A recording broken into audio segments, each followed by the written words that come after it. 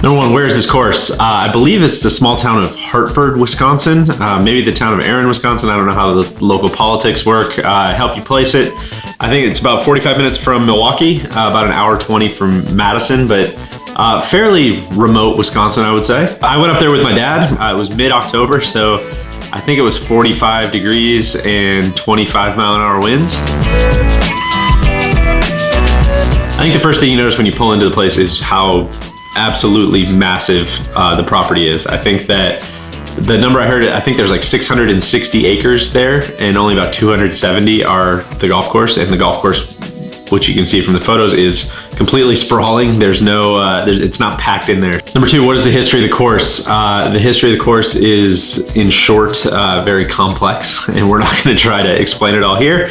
What I would strongly urge everybody who's watching this video to do is, linked below, there's a 7-part series that Gary D'Amato wrote before the US Open, and it details the whole massive history of this place. There's drama, there's a murder involved, there's all kinds of changes in ownership, there's all kinds of creative disputes, there's moving holes from one place to the other. It's a fascinating story that if I tried to explain right now, I would come up woefully short, so we'll just leave it at that. What did you think of the course? I absolutely loved it.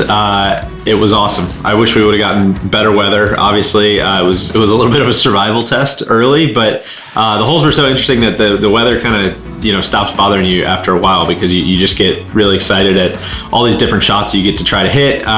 We played the white tees, which was I think like 6,300 yards. Again, it was 45 degrees, and the land was just nuts. I think you're kind of conditioned to think about Ireland when you pull in, because the logo and just kind of the general vibe, you do feel very like you're out in kind of the Irish countryside with all the rolling hills and all that stuff. But I think what was so cool is like the golf really does kind of mirror that. I mean, the land is nuts, but you see a lot of golf courses where you have really dramatic land, and then the golf holes kind of fit in the tame corridors between all these hills. I think Erin Hills wasn't afraid to use all that different land movement and all the different elevation changes as part of the golf hole, which is cool. You're playing uphill to a lot of wild greens. You're playing over these corners and over there's a ton of blind shots and blind, approaches, and it's really, really fun.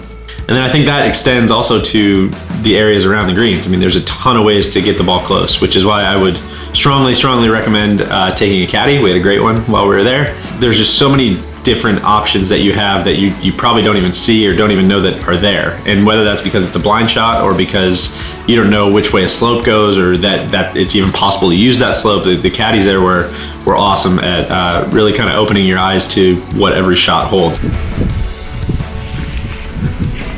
It's pretty good.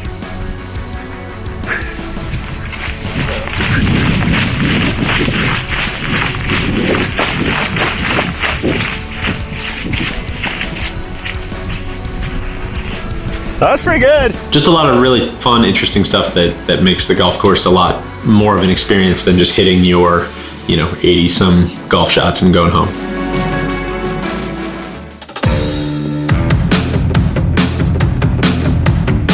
Favorite hole, number 15 for me. I'm sure that's a popular answer. I'm 9 times out of 10 probably gonna pick the crazy risk reward short par 4, but here we are again. It was less than 300 yards. I think when we played it was like 285 or something, but there was no, the temperatures were so low, there's no way you were gonna get it up there. But it was an awesome example of how you could stretch that tee all over the place to give guys different choices. When the USAM was there in 2011, it was playing 252 in the final round, in the final match, and Patrick Cantlay hit 8-iron off the tee, and he laid it up into a bunker and lost the match, basically. And so something like that, it's like you can stretch it all the way out to 370, you can move it all the way up, you can just really get guys thinking all kinds of positive and negative thoughts standing on that tee box. And if you don't get it up to the green, you're hitting almost kind of like a blind pitch shot, which is really unsettling feeling. But at the same time, if the pin's on the left, you have almost kind of this punch bowl feature to work with. If it's on the right, you're really desperate not to miss it too far to the right because you're absolutely dead over there. It's just, there's a lot of stuff going on that makes it super fun. It's one you could just keep playing over and over all day and keep playing it different ways. Just for context, this is also the hole where Kevin Na was dropping those balls on Instagram to show how thick the rough was. We're at the US Open, Erin Hills. Let me show you what we're dealing with this week. You got 3 to 4 yards of rough, maybe 5 at the most, and then you got fescue. I'm gonna throw a ball in there. Literally, I threw it literally 3 yards. Now, if you're lucky if you find your ball. Now, I just moved grass and I found it. And I'm gonna play out of here. Let's see, it's like a hazard. Every hole we got this, every hole. No chance. Nope, didn't move. Moved a foot. Now I can't find it. Now why can't we have a lot of the past US Open winners get together and set up a major? I like to see that happen one day. It was like an extremely short, almost drivable par 4, and he was 60 yards left of the center line. So just FYI, that was maybe a little unfair. And then of course a quick shout to number 18 as well. The long par 5 where Justin Thomas hit the shot from 299, the 3-wood that rolled up to like 5 feet or 6 feet or whatever. Yeah, I mean that's, you're standing there looking at that shot and it just does not compute. That was like literally too good.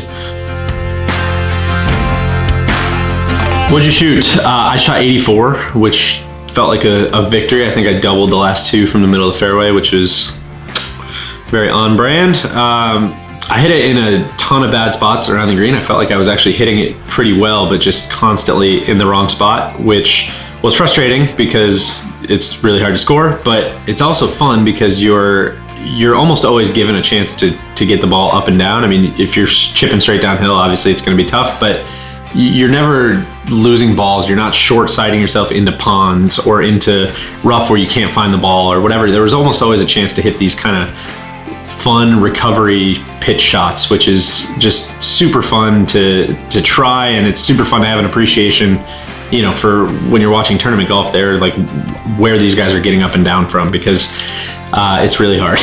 Lasting memory for me, I think, was probably how intimate the place feels. There's only one golf course there, which probably stops you from thinking of it as a place where, you know, you're gonna go take a multiple day buddies trip, especially you have Sand Valley nearby and you have Whistling Straits fairly close and all these things. It probably doesn't spring to mind as like a place where you wanna just hole up and stay for a few days. But as soon as I got done with the golf course, I just like desperately wanted to go back and play it again. And I think that staying there overnight and kind of having 2 cracks at the golf course would be a trip I would be very much interested in taking and can't wait to do.